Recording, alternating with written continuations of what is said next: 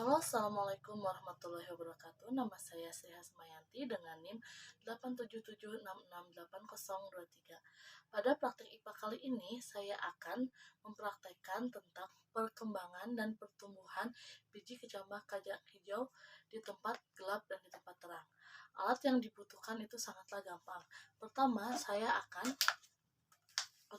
akan melabeli dua gelas plastik ini, yang satu dengan label gelap dan satu dengan label terang. Kemudian saya menyiapkan beberapa biji kacang hijau dan satu gelas air dan kapas.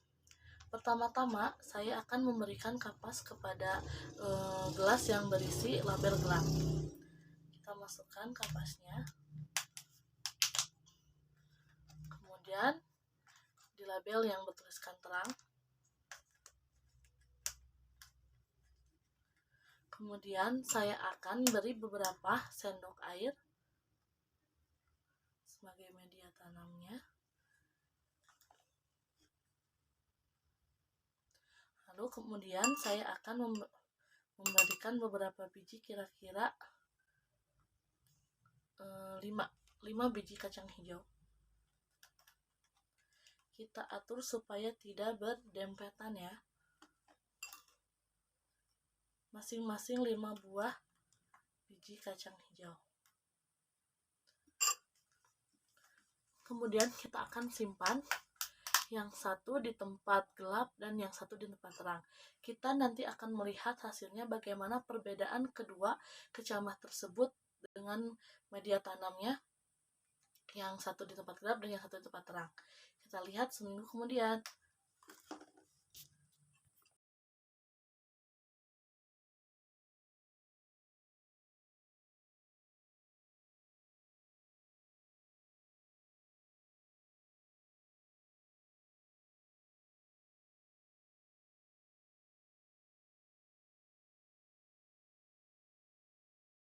Sekarang kita akan mengamati perkecambahan biji kacang hijau di hari pertama di tempat gelap. Belum ada perkecambahan sama sekali, begitupun dengan biji kacang hijau di tempat terang. Dan untuk hari yang kedua, biji kacang hijau di tempat terang terjadi pertumbuhan sepanjang 1,3 cm, sedangkan di hari kedua untuk di tempat gelap yaitu 1,5 cm. Untuk di hari ketiga dan keempat, biji kacang hijau pun terjadi lagi pertumbuhan. Untuk di tempat yang terang terjadi pertumbuhan sepanjang 2,4 cm, kemudian di tempat yang gelap 2,7 cm. Hari ke-5 dan 8 terjadi juga pertumbuhan di tempat terang yaitu sekitar 5,2 cm, kemudian di tempat gelap 6,2 cm. Sekarang kita lihat di hari ke-7 dan 8. Kacang hijau juga terjadi pertumbuhan sepanjang 7,2 cm di tempat terang dan 8,0 cm di tempat gelap. Kemudian di hari terakhir yaitu 9, di hari ke-9 dan ke-10, biji kacang hijau sangat terlihat sekali perbedaannya, yaitu untuk di tempat terang 10,3 cm dan di tempat gelap 11,2 cm.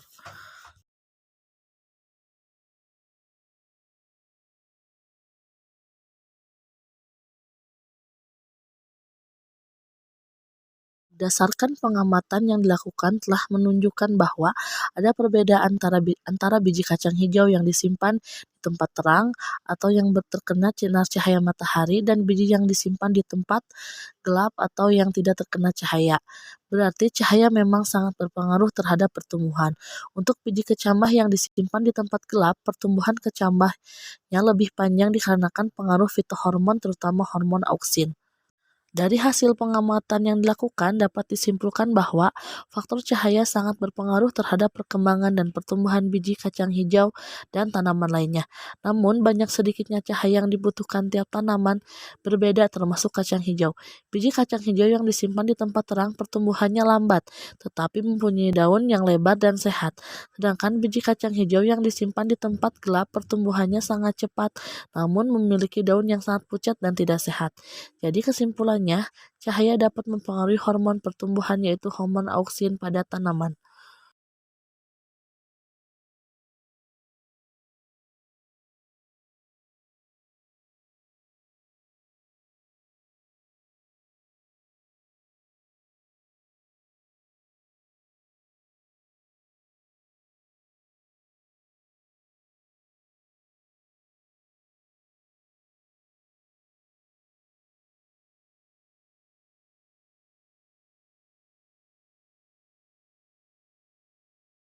Halo, Assalamualaikum warahmatullahi wabarakatuh. Nama saya Sri Asmayanti dengan NIM 877668023. Pada praktek IPA kali ini, saya akan menguji perkembangbiakan terhadap lalat buah. Alat dan bahan yang saya siapkan adalah 3 gelas plastik, 1 buah tape, dan 2 buah pisang. Kemudian lalat buah yang sudah saya pancing. Saya memiliki beberapa lalat buah, kira-kira ada 10 buah lalat buah. Pertama-tama yang saya lakukan adalah mencampurkan pisang dan tape dengan perbandingan 1:1. Saya akan mencampurkan pisang dan tape tersebut.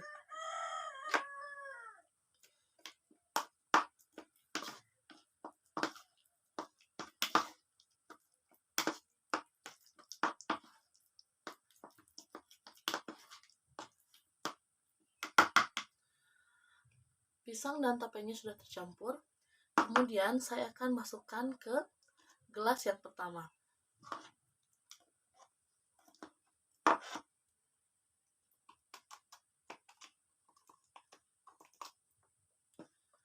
Kemudian gelas yang kedua.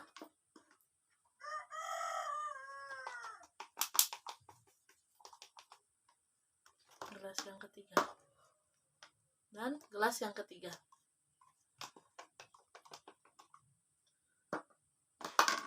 Setelah dicampurkan, kita akan masukkan ke dalam campuran pisang dan tape agar kita bisa melihat larva-larva di lalat buah tersebut.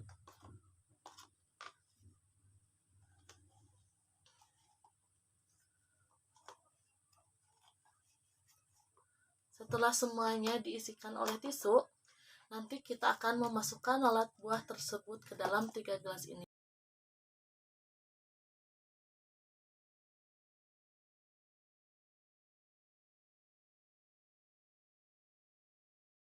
Untuk hasil pengamatan pertumbuhan dan perkembangan lalat buah, pada hari pertama lalat tetap berwarna kuning kecoklatan.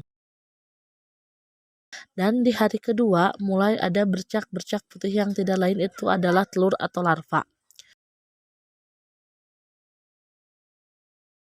Kemudian pada hari ketiga bercak mulai tumbuh menyerupai belatung kecil. Proses itu akan terus terjadi sampai hari keempat dan kelima ditandai dengan tubuhnya yang menggeliat dan tubuhnya semakin aktif. Pada hari yang keenam bentuknya hampir menyerupai pupa, tubuhnya memendek dan tidak bergerak. Kemudian di hari ke-7 sampai dengan 8 sudah mencapai fase pupa, warnanya berubah menjadi putih kecoklatan, masih terlihat diam dan segmen tubuhnya terlihat jelas. Pada hari ke-9 dan 10, lalat buah mulai menyerupai Drosophila seperti induknya. Namun ukurannya lebih kecil dan sayapnya belum mulai terbentang. Kemudian di hari yang ke-11 sudah menjadi imago dan lalat dewasa. Perkembangan lalat buah, pada hari pertama lalat tetap berwarna kuning kecoklatan. Dan di hari kedua mulai ada bercak-bercak putih yang tidak lain itu adalah telur atau larva. Kemudian pada hari ketiga bercak mulai tumbuh menyerupai belatung kecil. Proses itu akan terus terjadi sampai hari keempat dan kelima, ditandai dengan tubuhnya yang menggeliat dan tubuhnya semakin aktif. Pada hari yang keenam, bentuknya hampir menyerupai pupa, tubuhnya memendek dan tidak bergerak. Kemudian di hari ke-7 sampai dengan 8 sudah mencapai fase pupa, warnanya berubah menjadi putih kecoklatan, masih terlihat diam dan segmen tubuhnya terlihat jelas. Pada hari ke-9 dan 10, lalat buah mulai menyerupai Drosophila seperti induknya. Namun ukurannya lebih kecil dan sayapnya belum mulai terbentang. Kemudian di hari yang ke-11 sudah menjadi imago dan lalat dewasa.